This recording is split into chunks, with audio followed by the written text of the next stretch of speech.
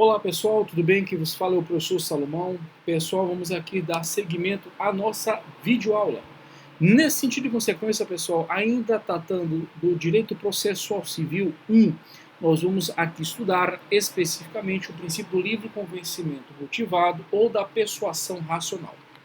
Bem, pessoal, aqui nós temos aqui um termômetro, né, dando a ilustração pontual que existe, portanto, a temperatura, né?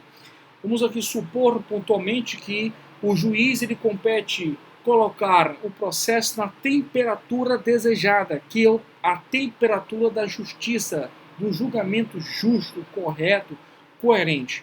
Mas para ele chegar, pessoal, especificamente a colocar a temperatura certa, para colocar pontualmente, pessoal, o alcance certo, deve se basear em dois sistemas associados para consagrar em si o sistema do livre convencimento motivado. De um lado, pessoal, o juiz analisará as provas com base no sistema da prova legal. E do outro, pessoal, o sistema do julgamento segundo consentiam. Veja pontualmente que, no sistema da prova legal, o juiz, o magistrado, ele depende da prova quanto à sua previsão normativa legal para que haja sua valoração. Em síntese, através da lei, ela vai indicar pontualmente a valoração da prova. Então, o juiz, ele essencialmente, por base desse sistema, que inclusive é o mais antigo, ele deve olhar a lei e na lei ele vai encontrar a devida valoração à prova. Bem, na outra medida, na outra margem, na outra esfera, nós temos um modelo mais recente, por assim dizer, que é o sistema do julgamento segundo conscientiam. Significa nesse sentido que o magistrado pessoal ele vai buscar dentro da sua apreciação livre as provas e assim conhecê-la, pessoal. Nesse sentido de consequência, ele através do seu próprio inato conhecimento, do seu bom senso, da sua percepção quanto à realidade, e isso vai impactar na prova, ele vai, portanto, proferir um julgamento. Nesse sentido de consequência, especificamente nesse caso, admite-se que o juiz venha a contrariar os elementos da prova. Bem, evidentemente, pessoal, como a ilustração está bem clara aqui do termômetro, o juiz deve buscar, portanto, a temperatura correta. E a temperatura correta, pessoal, vai oscilar no sentido do sistema da prova legal ou do sistema de julgamento segundo consentiam. Então, veja, tratar pontualmente do sistema do livre convencimento motivado, pessoal, é, sem suma de dúvidas, observar a valoração legal da prova e, na outra toada, a valorização motivada segundo a percepção, convencimento, consciência do juiz perante a prova. Nessa última situação, que é o do sistema do julgamento segundo consciência, o juiz ele pode valorar de tal maneira a prova, contrariando, portanto, pessoal, a presente prova que está diante da sua visão, diante do seu exame. Bem, evidentemente, pessoal, as balizas do sistema do livre convencimento motivado estão norteadas no artigo 93 caput, inciso 9 da Constituição. Esse dispositivo, já por várias vezes, nós já lemos ele aqui em sala de aula virtual, em sala de aula presencial, e trata de forma essencial que todos os órgãos do Poder Judiciário, né, ele deverá, portanto, nesse sentido, o exercício da tutela jurisdicional, julgar de forma fundamentada. E para o julgamento de forma fundamentada, pessoal, ele deve abraçar, portanto, os elementos probatórios. E aqui o ponto de análise do sistema do livre convencimento motivado, pessoal, é, sem sombra de dúvidas, um caminho, os passos para que haja uma justa decisão judicial proferida pelo juiz. E para isso, ele deve se basear, de um lado, no sistema da prova legal, onde a lei atribui a valoração da prova, e no outro lado, o sistema do julgamento segundo consciência, na medida e na consequência que o juiz ele valora a prova com base no seu convencimento, entendimento, e chega, portanto, às vezes, pessoal, até contrariar a própria prova. Assim, o sistema brasileiro, pessoal, ele adota essas duas percepções e dá um nome específico que é o sistema do livre convencimento motivado ou da persuasão racional. Em síntese, não custa nada lembrar, pela terceira vez, que esse sistema, pessoal, ele é um misto. entre o sistema da prova legal e o sistema do julgamento segundo consciente. Vamos aqui pontualmente, pessoal, identificar essa referência no CPC. E vamos ler nesse sentido o artigo 371 da Lei 13.371, da Lei 13.105 de 2015. 13.115 de 2015. Ô, gente, 13.105 de 2015. Peço bem a todos. Olha só, pessoal, meus amigos queridos. Vamos lá. Artigo 371 do CPC. Olha o que diz. O juiz apreciará a prova constante nos autos, independentemente do sujeito que tiver promovido, e indicará na decisão as razões da formação de seu convencimento. Num ponto de medida imediata, significa dizer que o juiz ele irá valorar as provas. E essas provas, pessoal, têm que estar anexadas, inseridas, juntadas nos autos processuais. Bem, por decisões judiciais, pessoal, sabemos categoricamente que são decisões interlocutórias e também a sentença. Nessa medida e consequência, são decisões que constituem, declaram e extinguem direitos e deveres. Nessa medida e consequência, nós podemos também ignorar que, diante do sistema do livre convencimento motivado ou da persuasão racional, o juiz, pessoal, ele inclusive pode afastar, valorando a prova, mas apontando perante a prova que o seu convencimento não adere ao julgamento à prova apresentada. E no sentido de consequência, ele pode olhar aquela prova e dizer o seguinte, que essa prova não é suficiente para convencer a minha decisão. Eu afasto, portanto, a prova. E isso está claro no CPC. Está especificamente no artigo 479 do referido diploma. Olha o que diz. O juiz apreciará a prova pericial de acordo com o disposto no artigo 371. O 371 é o princípio da persuasão racional ou do livre convencimento motivado, indicando na sentença os motivos. Olha só, os motivos que o levaram a considerar ou conjunção alternativa ou deixar de considerar as conclusões do laudo.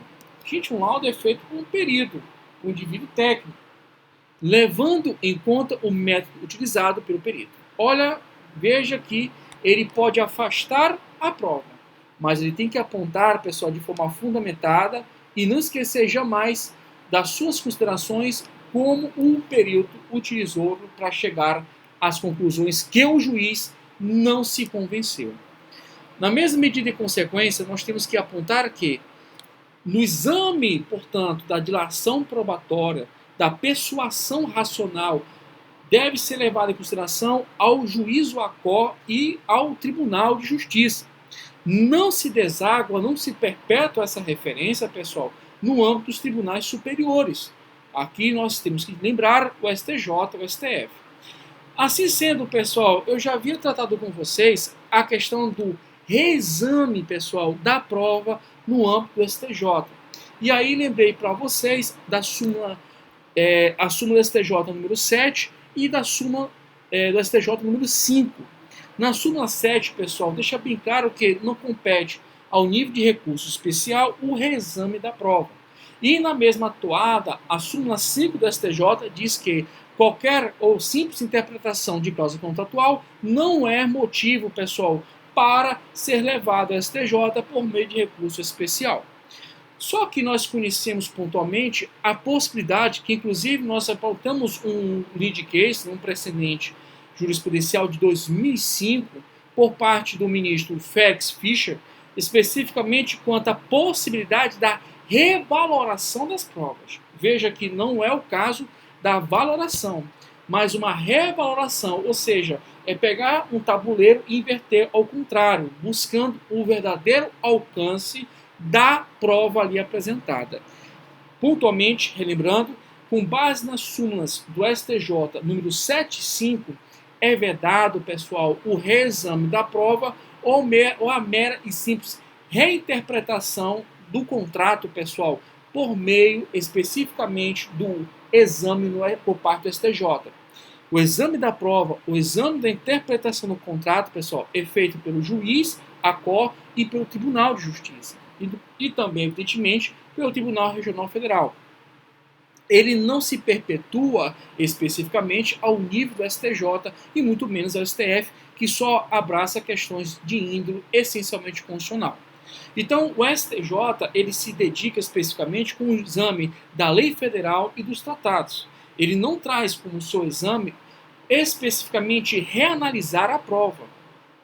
Agora, há um entendimento, inclusive nós já apontamos o precedente, me perdoe não lembrar especificamente do resto, mas já vou apresentar para vocês, na lavra do ministro Felix Fischer, no ano 2005, em que ele considerou válido a revaloração de provas, o que afasta, portanto, a incidência da súmula 7.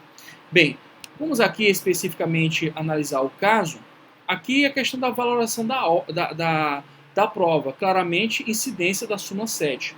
Agora, especificamente esses dois casos que nós já analisamos com vocês, a revaloração da prova, pessoal, é plenamente admissível no nosso sistema jurídico. E, por fim, trago para vocês um julgado bastante recente, ano passado, na lavra do ministro Luiz Felipe Salomão. Olha só, pessoal, olha o que ele diz. A revaloração da prova constitui atribuir o devido valor jurídico a fato incontroverso, sobejamente reconhecido nas instâncias ordinárias, prática francamente aceita em sede de recurso especial, como bem observou o senhor ministro Felix Fischer, que é o precedente de vocês, né? Nós temos aí como referência prontamente jurisprudencial. Olha o que ele diz: a revaloração da prova ou de dados explicitamente admitidos e delineados no decisório recorrido não implica no vedado reexame do material de conhecimento. Ok?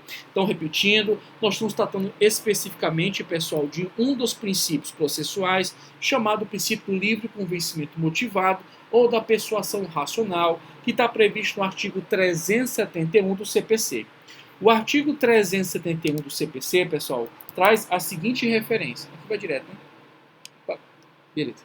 Olha o que ele diz, pessoal. O juiz apreciará a prova constante nos autos, independentemente do sujeito que a tiver promovido, e indicará na decisão as razões da formação do seu convencimento. Razões da formação do seu convencimento. Sabemos categoricamente que isso está intimamente ligado ao artigo 11 do CPC, bem como, pessoal, à Constituição Federal, no seu artigo 93, caput e inciso 9 da Constituição, que exige que os julgamentos por parte dos magistrados, por parte dos desembargadores ministros, devem ser, pessoal, fundamentados, essencialmente fundamentados. Assim sendo, toda vez que haja uma decisão de mérito, constituindo, declarando, extinguindo direitos e deveres, deve ser essencialmente fundamentado. Uma exceção a essa atitude, no que tange ao pronunciamento do juiz, é os despachos. Os despachos, da sua grande maioria, elas levam especificamente ao impulso oficial. O despacho, portanto, não é de sua essencialidade, pessoal, constituir, extinguir, modificar, né, relações jurídicas, direitos entre as partes. Portanto, não tem lógica fazer a sua motivação. É só lembrar pontualmente do despacho citatório. O despacho citatório tem que observar suas formalidades legais, mas não significa dizer que tem que se motivar por que está realizando o despacho. Beleza, pessoal? Na mesma medida de consequência, há o artigo 479, que autoriza, pessoal, o juiz, inclusive, a afastar as provas.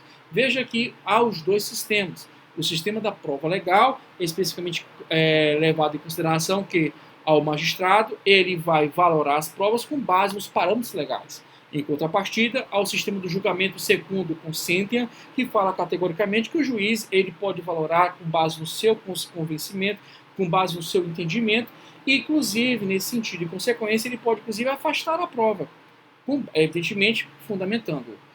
Assim sendo, nosso sistema ele é um híbrido, é um misto, chamado livre convencimento motivado.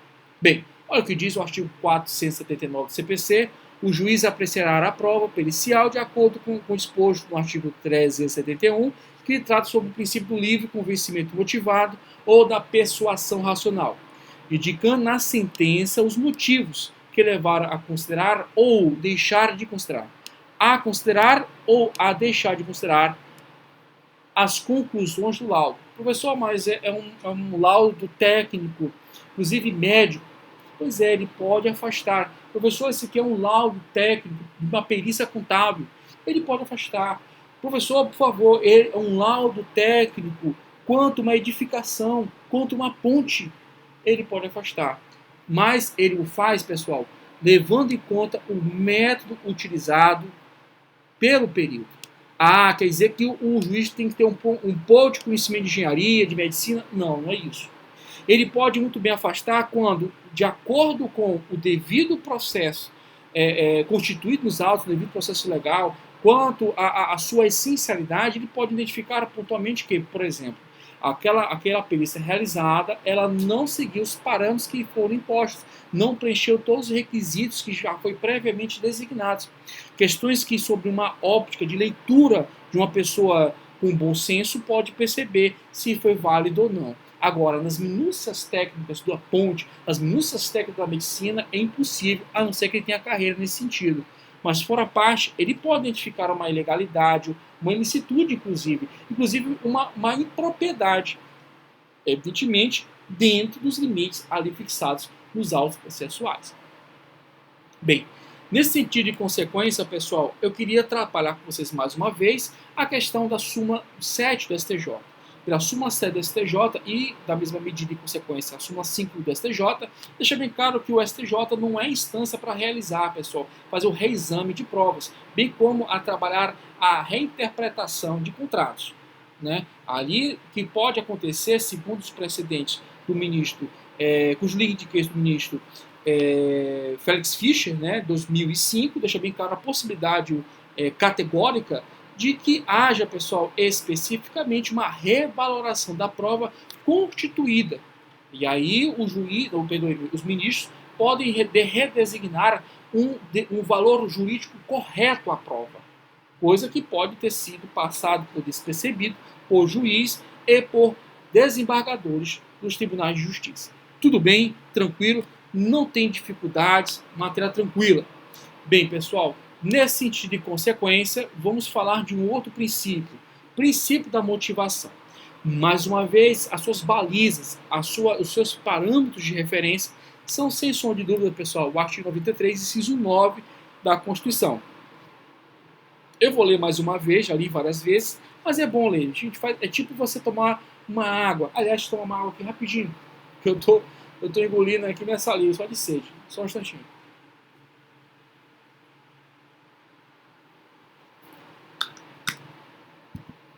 Tô desde manhã gravando aula, cara. Mas estou aí contigo, quero que você entenda. Bem, o artigo 93 caput e o inciso 9 da Constituição diz, mais uma vez e com muito prazer para você, olha só. Lei complementar de iniciativa do STF disporá sobre estatuto da magistratura. Observar os seguintes princípios. Inciso 9. Todos os julgamentos dos órgãos do Poder Judiciário serão públicos e fundamentadas todas as decisões, sob pena de nulidade, podendo a lei limitar a presença em determinados atos às próprias partes e aos seus advogados, ou somente a estes, em casos nos quais a preservação do direito à intimidade do interessado do sigilo não prejudique o interesse público à informação. Então, pessoal, decisão judicial, decisão interlocutória, no caso de sentença, tem que ser fundamentada.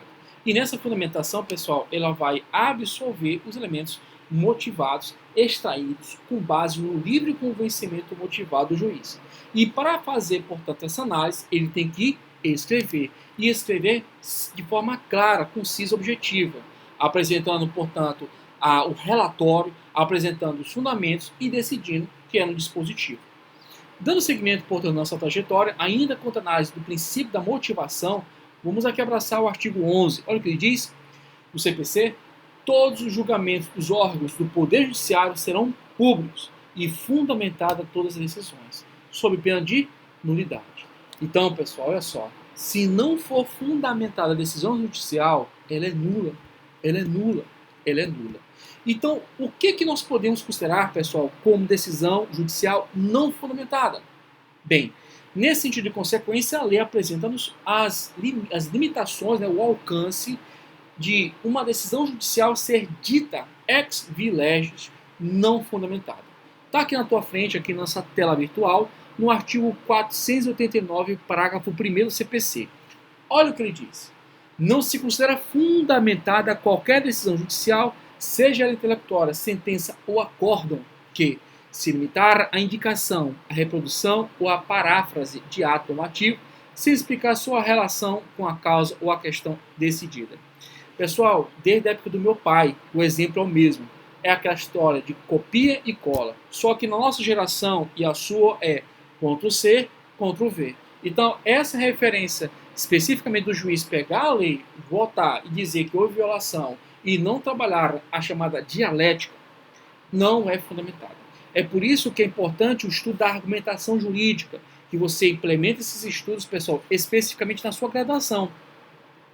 Evidentemente, no exame de ordem, você só vai sentir a necessidade da dialética, do estudo da argumentação jurídica, evidentemente na segunda fase do OAB, ou especificamente quando você for fazer uma sentença, né, a nível de prova, fazer um parecer no concurso para o MP. Mas é importante você saber argumentar. E argumentar para o advogado é apresentar uma tese, é apresentar uma antítese, porque a síntese compete para quem? Ao juiz. Então, para o juiz fazer a sua síntese, né? Inclusive nós fizemos aqui o trabalho, o princípio da congruência, né? O princípio da congruência nós trabalhamos com vocês aqui. Então, veja, para você apresentar uma tese, tem que apresentar argumentos. Para você apresentar uma tese, tem que apresentar argumentos. E para decidir, também. Essa decisão, portanto, pessoal, ela tem que ser fundamentada. A apresentação dos elementos factuais, a apresentação dos elementos jurídicos e o dispositivo, que é a decisão. Bem, empregar conceitos jurídicos indeterminados. Aqui, cuidado, pessoal. Sem explicar o motivo concreto de sua incidência no caso. Existe uma série de conceitos jurídicos indeterminados. Não é um só, existe uma série. Só que, pessoal, quando for utilizar especificamente um conceito jurídico determinado, por exemplo, justa causa, a justa causa, pessoal, ela existe no direito civil e no direito do trabalho. Então, veja, o magistrado ele deve explicar o seu entendimento acerca do que é a justa causa.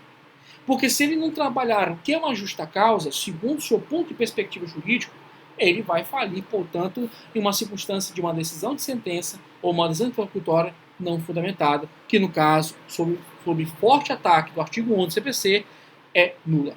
Bem, invocar motivos que se prestariam a justificar qualquer outra decisão. É quase a mesma coisa, pessoal, do Ctrl+C, Ctrl+V, só que ali o magistrado dorme na mera exposição de motivos que não prestigia, pessoal, um fundamento pleno. Então, invocar motivos que se prestariam a justificar qualquer outra decisão é simplesmente não trabalhar. É simplesmente você, magistrado, colocar qualquer tipo de decisão e dela fazer como decisões genéricas. É aquela situação das sentenças tipo A, tipo B, tipo C, mas não traz as peculiaridades pontuais ao caso concreto. Infelizmente, pessoal, nós encontramos muitas essas situações e eu, como advogado, aproveito. Bem, inciso 4 do Código de Processo Civil diz o seguinte, inciso 4 do artigo 489, parágrafo 1º do CPC, diz o seguinte, no seu inciso 4. Não enfrentar todos os argumentos deduzidos no processo capazes de, em tese, infirmar a conclusão adotada pelo julgador. Aqui, pessoal, aqui requer uma atenção redobrada. Por quê, pessoal? Já decidiu por o STJ que o magistrado ele não precisa, pessoal, esgotar todos os pontos apresentados na inicial e na contestação para que ele possa, portanto, com base nesse percalço, que é longo, que é uma odisseia, trazer suas conclusões, o seu entendimento sobre o caso. Isso, pessoal, é importantíssimo na medida em que, a partir do momento em que o juiz já tiver plenamente convicto da sua decisão com base, olha só, dos elementos factuais, dos elementos probabilísticos, da argumentação trabalhada do direito invocado, aí sim ele pode definitivamente, pessoal, decidir o caso. Para que a gente possa entender mais ou menos a matéria, inclusive foi um julgado da transição de 2015 para 2016, logo em seguida abraçando a temática do novo CPC. Bem, é o ano 2016, eu só vou, acho que está no slide, 400 alguma coisa. Vou folhando aqui e a gente vai achar. É 401, 403, 402, 405, um desses assim. Vou achar aqui para vocês porque é importante vocês terem contato com essa jurisprudência. Peraí, acho que eu passei. É aqui. Então, pessoal, eu coloco inclusive uma observação para vocês aqui. Olha o que diz aqui, ó. Por fim, no que se refere ao jogador, o juiz já decidiu ao STJ que não lhe recai responder todas as questões suscitadas pelas partes, quando já tenha encontrado motivo suficiente para proferir a decisão. E aqui, ver se eu coloquei. Coloquei. Bem, aqui eu coloquei para vocês o julgado. Olha o que ele diz assim. Vou falar só a parte mesmo da coisa e a gente vai em frente, tá bom? Bem, o julgador, processo civil, embargo de declaração, em mandado de segurança, ordinário, indeferimento inicial, omissão, contradição, obscuridade, erro material, ausência. Olha o que diz. Os embargos de declaração, pessoal, conforme dispõe o artigo 1022 do CPC, destinam-se a suprir omissão, afastar a obscuridade, eliminar a contradição ou corrigir erro material existente no julgado, o que não ocorre na hipótese em apreço. O julgador não estará obrigado a responder todas as questões suscitadas pelas partes, quando já tenha encontrado motivo suficiente para proferir a sua decisão. A prescrição trazida pelo artigo 489 do novo CPC veio confirmar a jurisprudência já sedimentada pela colenda superior do Tribunal de Justiça, sendo dever do jogador apenas enfrentar as questões capazes de infirmar a conclusão adotada na decisão recorrida. Vamos rapidinho pular no artigo 489. Inclusive, eu também estou curioso para ler esse artigo. Olha só, pessoal. Esse artigo fala do que, gente? Dos elementos que devem estar aqui, em toda e qualquer petição. Então, nesse sentido e consequência, vamos aqui novamente ao princípio da congruência, que traz aqui, pessoal, olha só. Vamos aqui. Relatório. Sentença tem que ter relatório. Sentença tem que ter fundamentação? Tem que ter fundamentação. Pessoal, os fundamentos têm que ser igual aos fundamentos das partes? Não. Lógico que o juiz não também trazer um argumento, uma fundamentação jurídica totalmente teratológica. Ele não vai, ali ele não está com um artista, ele não está com um parecerista, ele não está ali com um articulista, né, aquele que faz artigos científicos, ele não é, portanto, um acadêmico, um professor no momento. Se bem que já encontrei julgados que o cara traz toda uma explicação. Inclusive, eu acho legal, para me estudar eu acho massa. Mas tem casos que não precisam, né? Às vezes tem que ser. Também já vi julgados que simplesmente é muito objetivo. Mas especificamente ele tem que apresentar o que, gente? Argumentos jurídicos, mas com base, essencialmente, pessoal, numa razão clara emanada do ordenamento jurídico. Bem, aí, dispositivo, gente. Ou seja, condena ou não condena, concede prazo ou não para entregar o bem, né? Então, tem que decidir. Então vamos aqui. Quais são os elementos essenciais da sentença? Inciso 1, o relatório, que conterá o nome das partes, a identificação do caso, com a suma do pedido e da contestação, o registro dos principais ocorrências havidas no andamento do processo. Tá? Do processo. Tem casos, pessoal, que o magistrado só se limita a apontar as páginas e, em forma correlata e sucedânea, ele invoca, portanto, o teor da página, uma coisa assim de um parágrafo. Os tribunais entendem que está de acordo com o conceito de relatório, tá bom? Os fundamentos, aqui um pouco mais exigente, em que o juiz analisará as questões de fato e de direito. Porque, veja, pessoal, ele já apresenta um relatório, e aqui ele pode perfeitamente, já que houve um relatório sucinto, né, muito vago, mas ele pode aqui muito bem trabalhar uma dialética, né, o fato e o direito, trabalhando nesse sentido, buscar a síntese. E aí tem um dispositivo em que o juiz resolverá a questão principal que as partes lhe submeterem.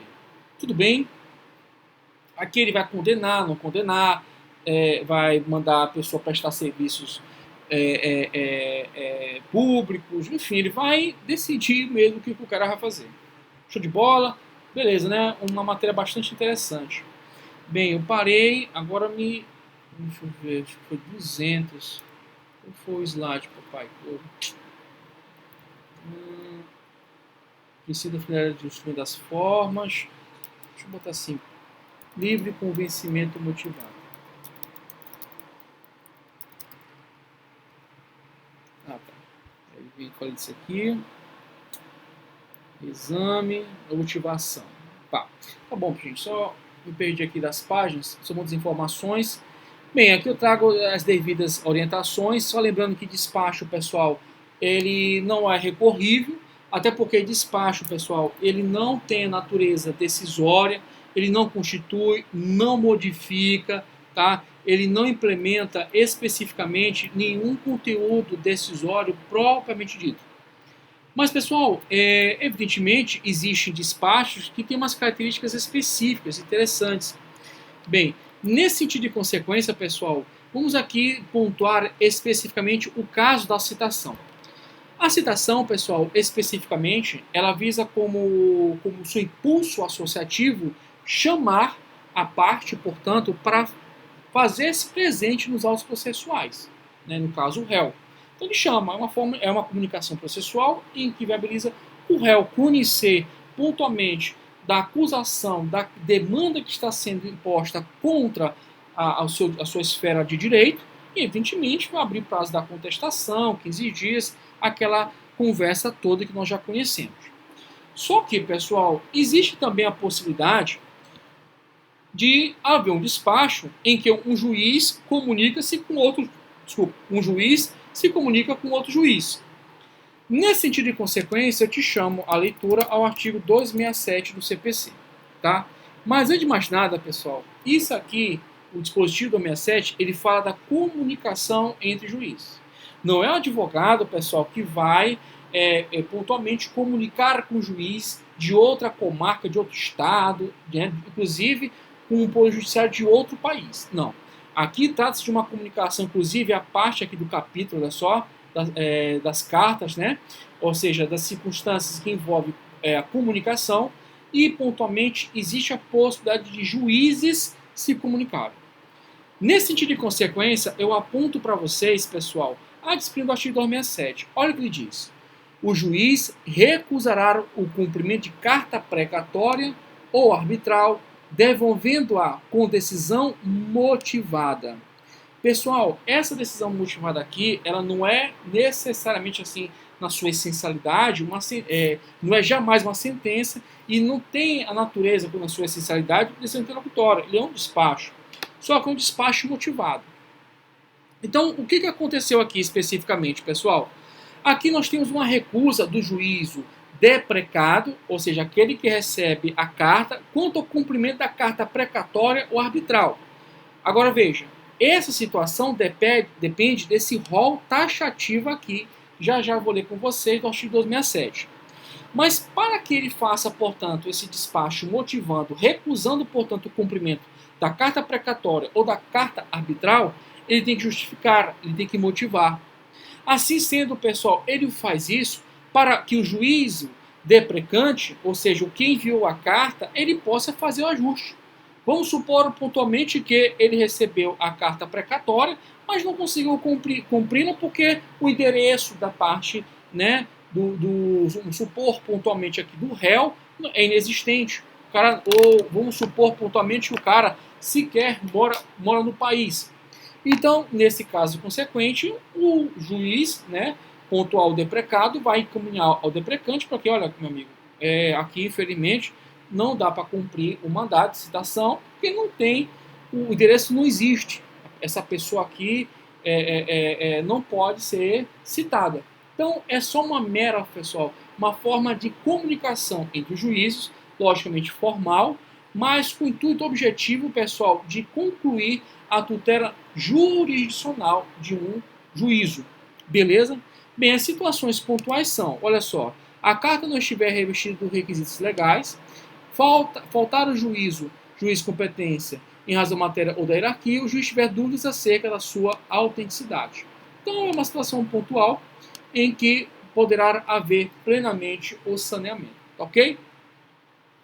Bem, feito isso, há também uma situação pontual, pessoal, que envolve o Estatuto da OAB, que inclusive suscitou o entendimento do STJ que o advogado, quando os autos processuais estão conclusos, não pode o advogado ter vista dos autos.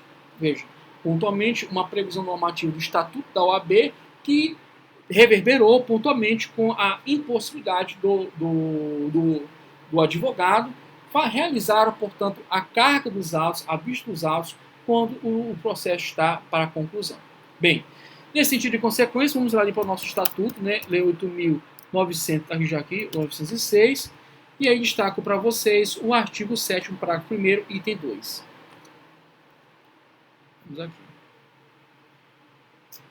Aqui fala por dentro dos direitos dos advogados, mas vamos aqui direto ao assunto. Parágrafo 2º, parágrafo 1º. Olha o que diz, pessoal. Não se aplica o disposto dos incisos 15 e 16, aí vem aqui. Quando existirem nos autos documentos originais de difícil restauração ou ocorrer circunstâncias relevantes que justifiquem a permanência dos autos no cartório, secretaria ou repartição. Agora veja, reconhecida em despacho motivado, proferido de ofício mediante a representação ou a requerimento da parte interessada. Significa dizer, especificamente nesse caso, pessoal, vamos supor pontualmente que ali nós tenhamos uma prova cabal, circunstancial, única e crivo, e nesse sentido específico, pessoal, cuja a sua produção ela é de difícil. Vamos também trabalhar especificamente um documento histórico, um documento de um alto valor, portanto, cultural. Então, ele está inserido dentro dos autos processuais. Veja que essa realidade aqui é para um processo físico, né? Então, nesse caso, pontualmente, o juiz irá despachar de forma motivada, e aí, nesse contexto de consequência, pessoal, o advogado ele não poderá ter a vista dos autos. Só que, pessoal, aqui nós temos que ver com uma certa cautela. Não é que o advogado não tenha nunca a possibilidade de olhar o documento, por favor. Aqui o problema da decisão judicial, inclusive que embasou esse entendimento, é a própria redação do estatuto. Vou ler para vocês aqui, pessoal. O inciso 15 do artigo 7º, ele diz o seguinte: examinar em qualquer instituição responsável por conduzir investigação, ter visto os processos judiciais ou administrativos de qualquer natureza em cartório, repartição competente ou retirados pelos prazos legais. Veja que, pontualmente, não obstante suscitar a jurisprudência vista dos processos, na verdade está coibindo, pessoal, é a carga dos autos, a retirada dos autos. É uma expressão que não se usa mais, né, no usual, a não ser que você tenha ainda processo físico, mas quando se fala assim, carga dos autos, é você ir até a repartição pública, a secretaria do fórum, que está tramitando o processo, ou seja, a vara, e, sendo processo físico, você solicita a carga dos autos. Você chega pontualmente para o serventuário e diz, olha, eu gostaria de fazer a carga dos autos, apresenta a sua AB, lógico, e você faz, portanto, pessoal, o acesso do documento. Só que essa realidade não reverbera atualmente. Então, não obstante as referências ser vista dos autos, a proteção é dada quanto à retirada dos autos, né? Retirada do processo em juízo, tá? Em razão do seu alto valor, alta preciosidade do documento, cuja produção foi difícil, né? E aí o juiz ele pode entender pontualmente que o valor da prova é muito alto, há risco, portanto, inclusive, ter o extravio do documento, enfim, ou mesmo questões de natureza de obras, né, um valor imensurável numa foto, num documento, etc. Bem, trabalhei para vocês, portanto, o princípio da motivação e vou em seguida. Eu creio que coloquei, inclusive, isso. Ó, coloquei aqui a divergência, coloquei a jurisprudência associada, porque o que se fala aqui se prova. Enfim, troquei bonitinho aqui para ti. Agora é só chegar, só confirmando aqui se eu coloquei tudo. Coloquei. Processo físico. Olha aqui, ó, engraçado, eu devia ter falado para vocês. Aqui é o julgado que fala pontualmente da questão dos autos processuais, pessoal, quando estão conclusos para o juiz, você não pode fazer a carga dos autos ou ter a vista. Aqui eu entendo perfeitamente, aqui aplaudo.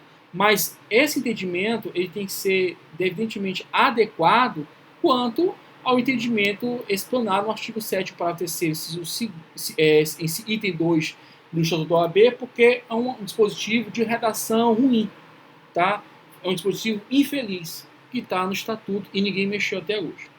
Bem, vamos aqui seguir nosso barco, muita coisa ainda vai rolar, muitas águas vão desaguar até o mar, e vamos trabalhar um princípio que eu acho top de linha, que é o princípio da finalidade ou da instrumentalidade das formas.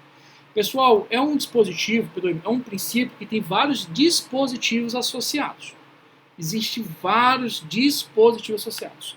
E, para te falar a verdade, é um dos princípios que vira e mexe tem sempre recurso envolvido, tá? Ele vai, inclusive, fazer uma interpenetração doutrinária e, evidentemente, quanto aos dispositivos legais correlatos com o próprio princípio pessoal da fungibilidade, tá? Ele vai interpenetrar pela sua questão lógica da assistência com o princípio da fungibilidade. Daqui a pouco nós vamos fazer a distinção de cada um dos dois, tá? Não obstante, a própria doutrina às vezes não chega a um consenso. Vamos lá.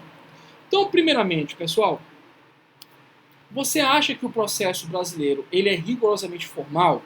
Vou fazer essa pergunta para vocês. Você acha que o processo brasileiro ele tem um rigor de formalidade exacerbada?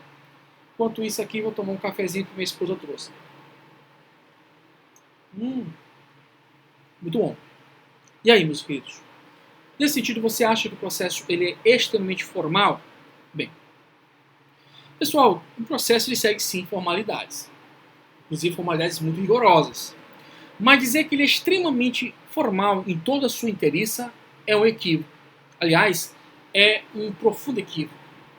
Primeiramente, pessoal, nós temos que, para chegar a esse alcance, nesse sentido, já coloquei aqui para facilitar, para não ficar muito longa o vídeo, já coloquei aqui para vocês os principais artigos que nos interessam.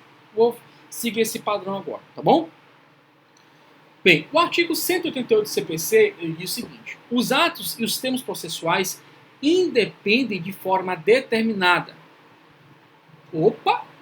Os atos e termos processuais independem de forma determinada. Então, gente, a regra é a incidência do princípio, pessoal.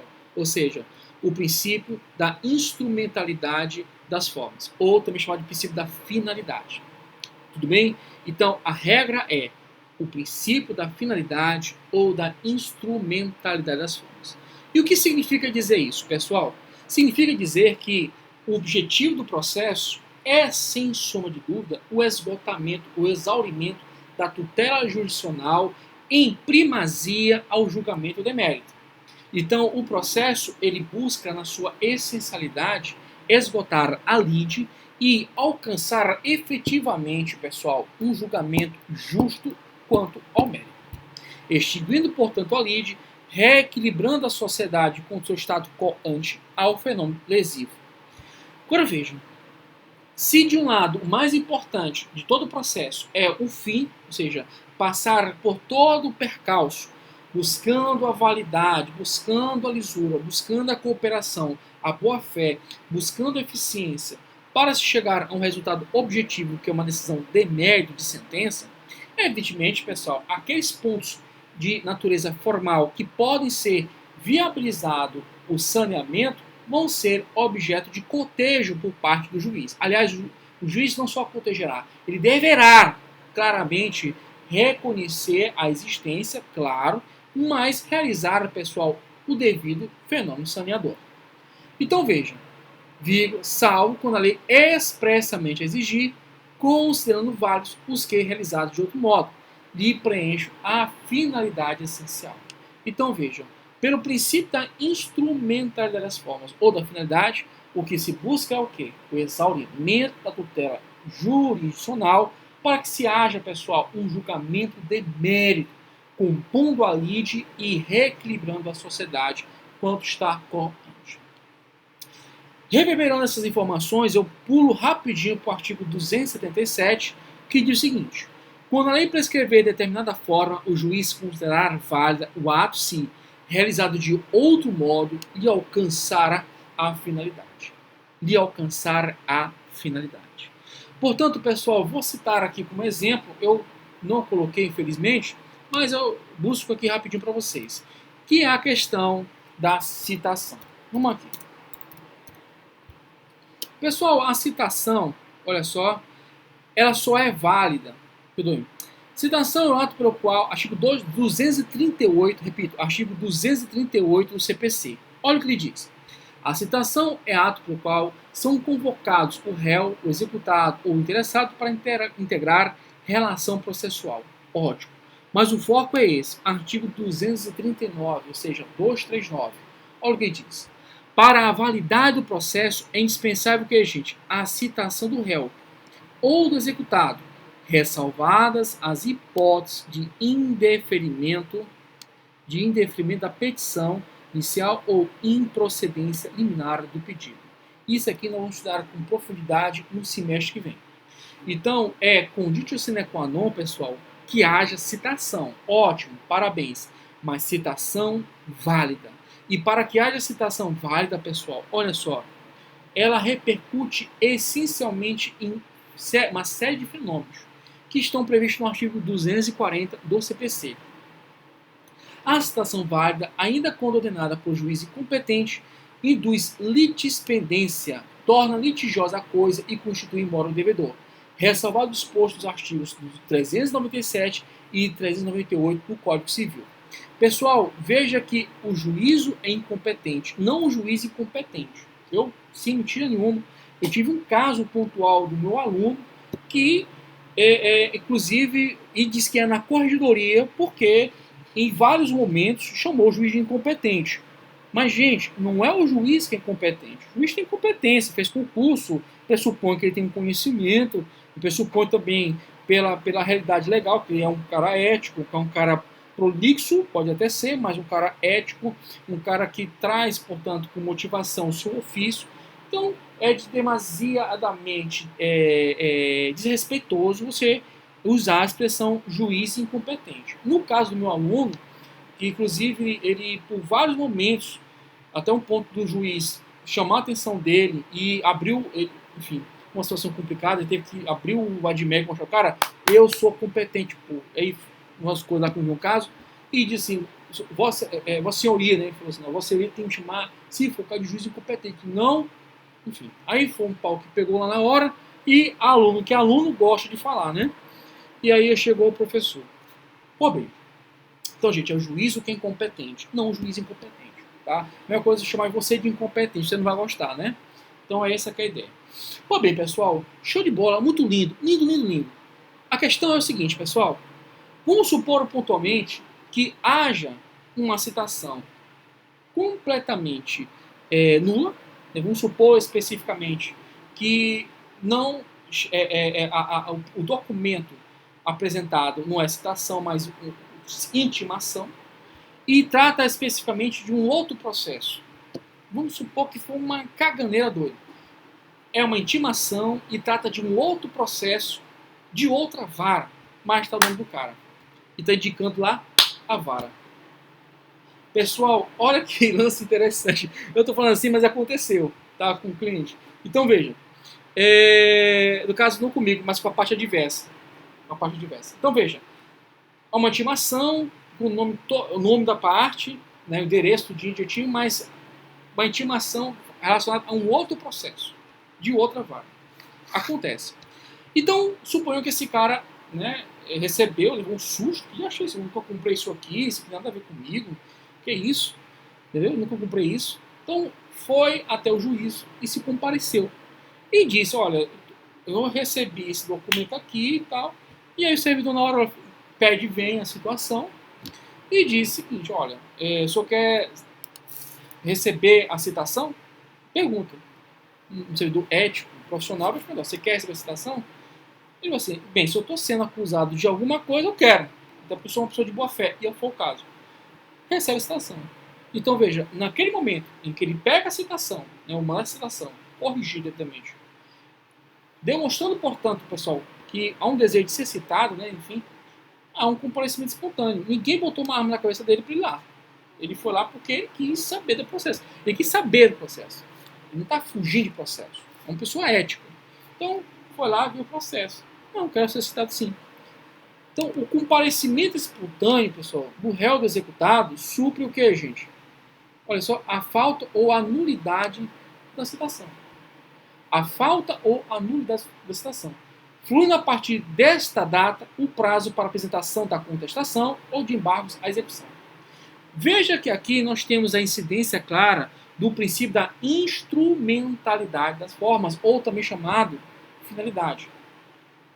Significa dizer, portanto, pessoal, olha que princípio lindo, que os atos e os termos processuais independem de forma determinada. E veja que há uma solução de continuidade que é, mesmo havendo falta ou nulidade da citação, o comparecimento do réu, que é o chamado para o feito, ele supre, portanto, qualquer óbice de validade ou de inexistência do ato citatório. Sério mesmo, o cara tinha lá intimação, né, intimação de um outro processo. Pois bem, aí o que acontece, pessoal? Nesse contexto de consequência, eu queria também trabalhar um outro caso específico importante que envolve os recursos. Bem, nesse sentido de consequência, eu quero reverberar alguns pontos para vocês que da decisão do juiz ACOR, né, do juiz ACOR, né, juiz, um profissional, mas o juízo, portanto, decidiu, cabe que recurso? Apelação. A apelação é o recurso que combate o que, gente? Sentença. Evidentemente, se houver especificamente uma contrariedade a tratado ou lei federal, ou mesmo negar a vigência de tais diplomas, na mesma medida de consequência, houver de ser julgar válido ato de governo local municipal contestado perante a lei federal, enfim, situações que estão, são três situações, no artigo 105, inciso 3º da Constituição. Bem, na mesma medida vier a dar uma interpretação à lei federal divergente da que haja dado um outro tribunal, nós temos o que, gente? Nós temos elementos para manejar o recurso especial. Tá? Lembrar que a diferença entre RESP e RE é a questão que recurso especial ele tem isso aqui, ó, esse ESP inicial junto com o R. É uma nomenclatura, pessoal, salvo engano, me conserve se eu estiver errado, de 2004, do STJ e sequencialmente do STF, e que é amplamente adotada, tá bom? Que havia, de certa maneira, uma certa divergência de nomenclaturas. Hoje não, hoje está pacificado as nomenclaturas que se usa para os recursos e determinadas ações. Bem, nesse sentido de consequência, pessoal, o manejo é RESP. Então, tudo o questionamento que envolva lei federal, tratado, julgar válido ato de governo federal contestado, né, perante a lei federal, for dado perante a lei federal uma interpretação divergente do que um outro tribunal vinha ter dado, aí o recurso cabível é o RESP. Ok? Recurso especial. Previsto na Constituição, artigo 105, inciso 3º. Mesma medida e consequência, RESP pelo TJ, saindo, né? RESP saindo do TRF. Vai para onde? STJ. Vimos também que é possível o pleno manejo simultâneo do RESP e do RE. Nós já trabalhamos isso aí, senão eu vou ficar em delongas teóricas e estaremos no ciclóquio, sem um objetivo claro. Mas o objetivo aqui é nós entendermos a fungibilidade, pessoal, dos recursos. Por quê? O que pode acontecer, pessoal?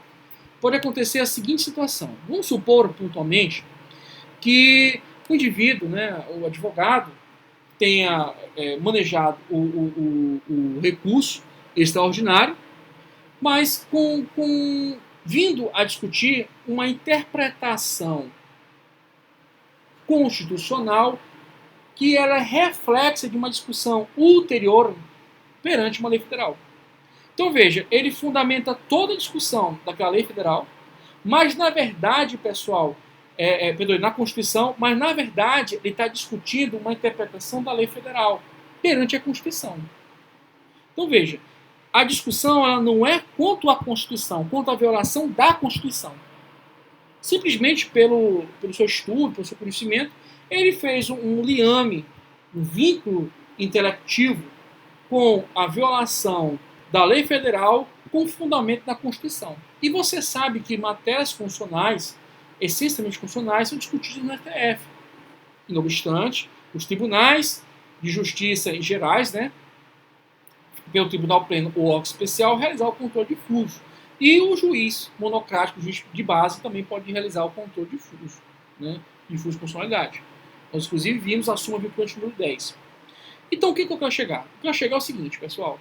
Há a possibilidade, quando o advogado maneja o recurso errado, né, ele faz a interposição do recurso equivocado e aproveitar o recurso, que no caso é a discussão que embala entre a fungibilidade do RS perante o do RE.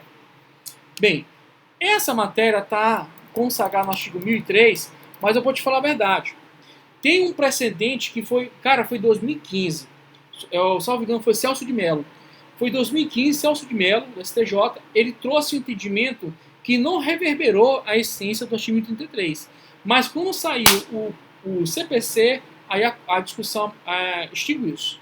Porque o entendimento anterior dos tribunais é que não poderia haver essa fungibilidade. Hoje, pelo artigo 1033, é plenamente possível. Olha o que diz, pessoal, o artigo 1033 do Código de Processo Civil. Se o STF considerar como reflexa a ofensa à Constituição, reflexa, pessoal, não é direta. Reflexa ou em ricochete, também chamado, significa dizer que não era uma ofensa clara e imediata com I, imediata à Constituição. Mas é em ricochete, é reflexo. A ofensa à Constituição afirmada no recurso extraordinário. Então, o que o advogado fez? Ele pegou, peticionou lá bonitinho e mandou o processo para o STF. Qual o processo? Um recurso extraordinário. Por pressupor a revisão de interpretação federal. Perdoe-me, gente. A revisão da interpretação de lei federal ou de tratado. Remetê-lo-á ao STJ para julgamento como recurso especial. Então, veja. Se houve um efeito em reflexo ou em ricochete quanto à interpretação da lei federal, que na verdade a violação foi com os normativos da lei federal ou do tratado, não perante a Constituição.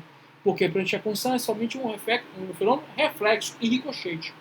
Então o recurso manejado, que deveria ter sido feito, era o recurso especial.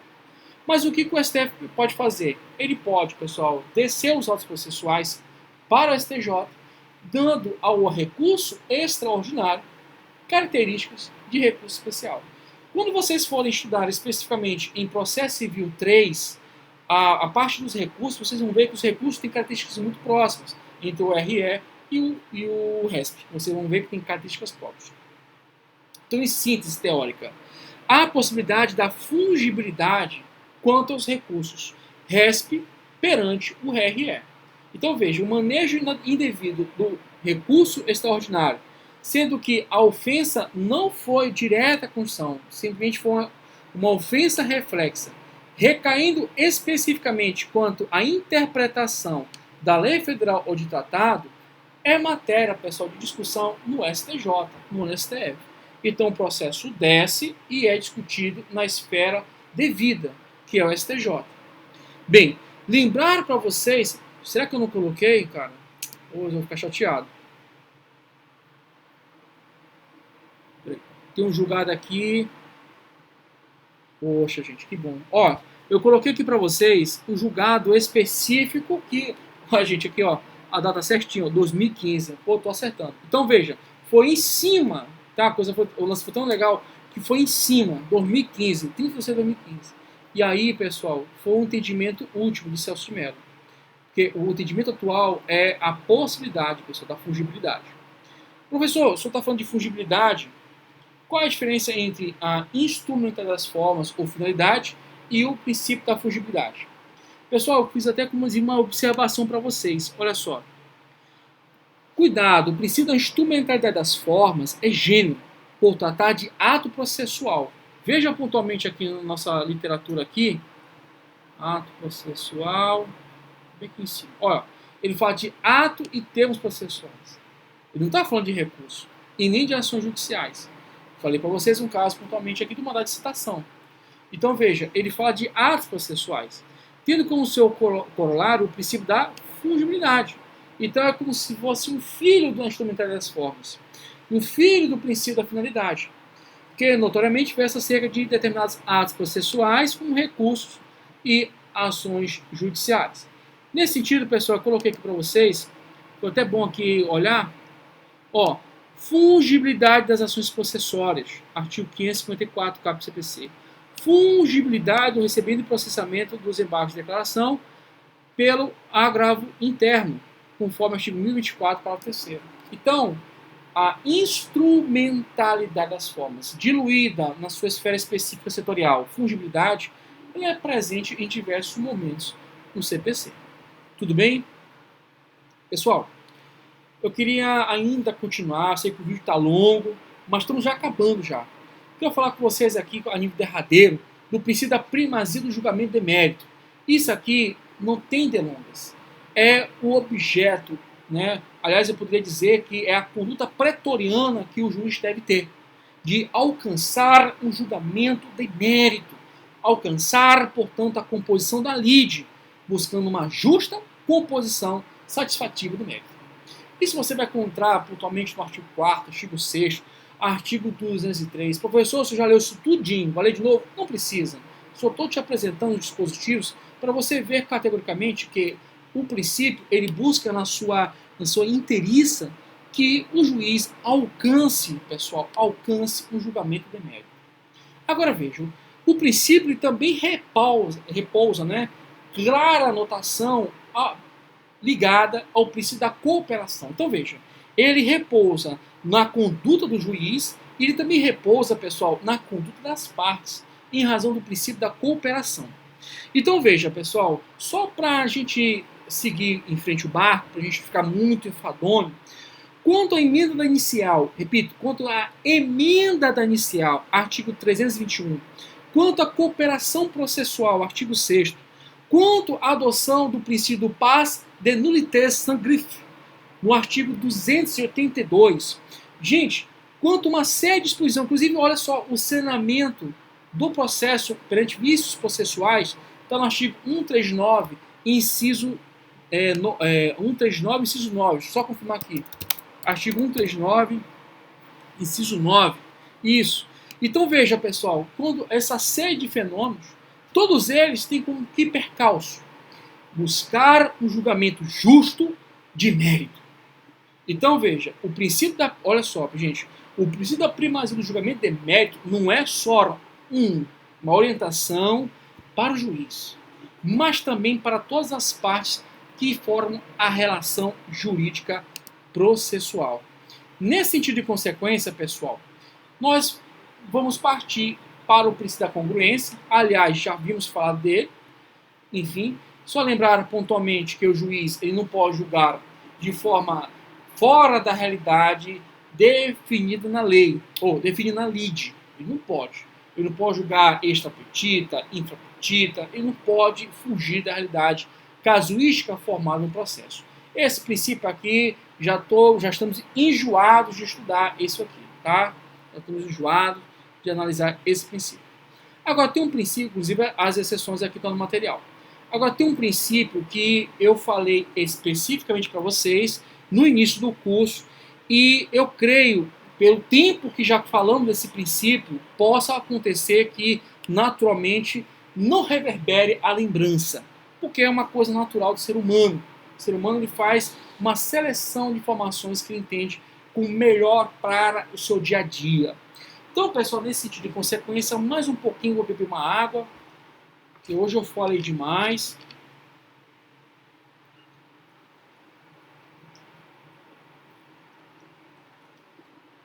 Bem, muito bom. Água boa. Pessoal, vamos aqui direto ao artigo 336. Vamos lá? Artigo 336. Não fica... Minha mente está fresca? Bem, olha o que diz, pessoal. Olha o que diz. Incube ao réu alegar na contestação, grifa no torvadimento toda a matéria de defesa, expondo as razões de fato e de direito com quem impugna o pedido do autor e especificando as provas que pretende produzir. Gente, é um artigo que eu acho top. Ele trata, nesse sentido, pessoal, do princípio da eventualidade, ou aquilo que eu prefiro como referência, princípio da concentração da defesa, ou somente princípio da concentração. O que significa dizer? Gente, toda a matéria de defesa incube a quem, gente?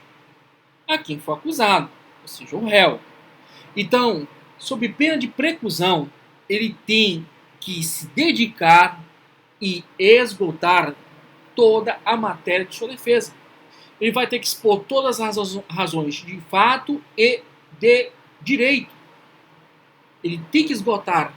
E assim sendo, pessoal, ele tem que impugnar os pedidos do autor. Ele não pode deixar de esquecer. Então veja, ele tem um trabalho hercúleo de ler toda a inicial, entender a inicial E, sequencialmente, pessoal, ele tem que expor a sua defesa, expor todos os pontos contrariando a defesa. Lembra do princípio da congruência? Tese, antítese, síntese? Pois é, aqui ele tem que esgotar a matéria.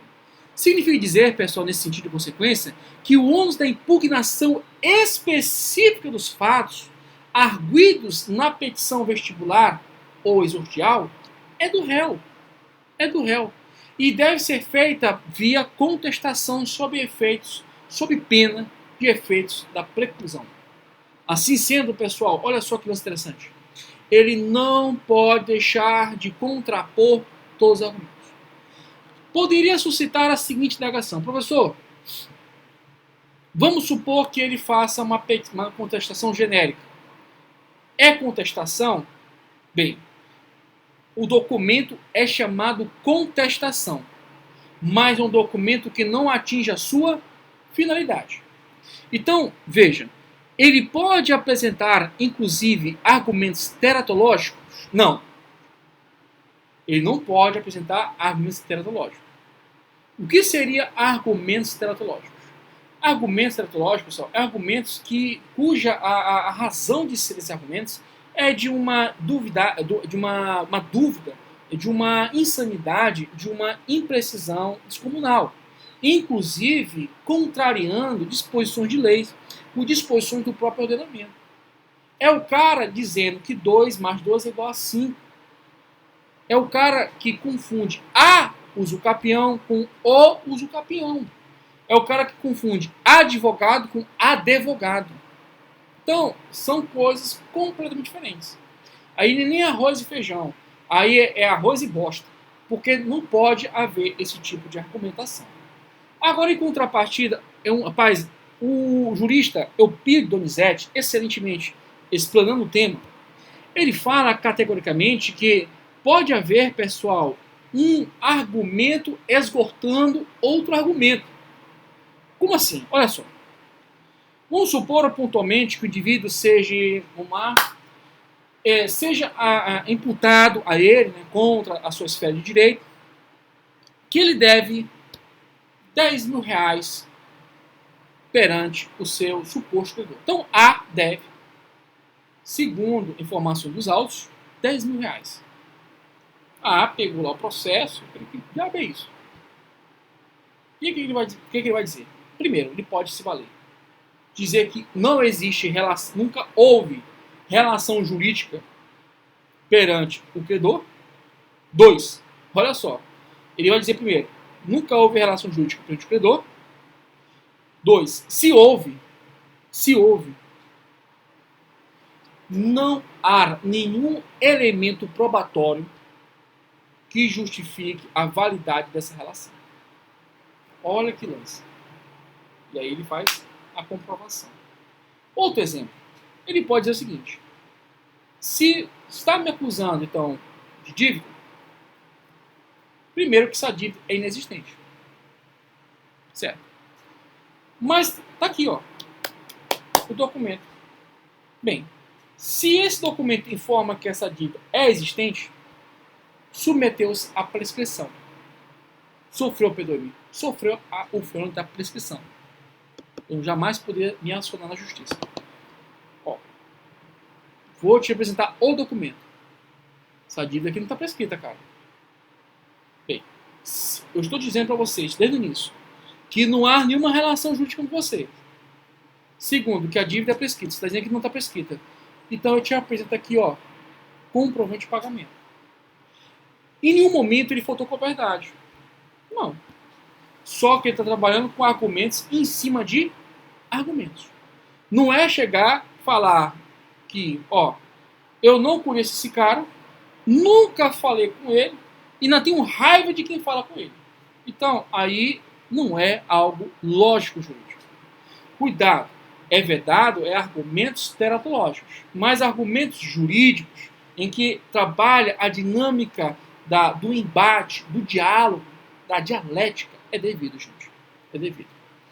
Bem, nessa medida de consequência, pessoal, eu encerro, portanto, o princípio da eventualidade ou da concentração. Isso aí. Então lembraram pontualmente que o 11 da prova é específico dos fatos incumbe ao réu, sob pena do fenômeno preclusivo, e ele deve discutir ponto por ponto, gente. Ponto por ponto. Ele não pode dormir no ponto. Princípio cronológico é nosso último princípio, e ele é bem simples. Ele está bem claro no artigo 12 do CPC. Olha o que diz. Os juízes dos tribunais atenderão preferencialmente à ordem cronológica de conclusão para proferir sentença, ou acordo. Pessoal, houve uma mudança na redação, porque na redação anterior exigia essencialmente que o juiz atendesse à ordem cronológica.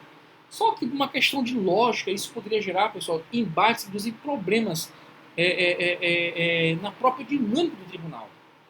Então, o que foi feito? Foi feita uma correção, dando critério de preferência.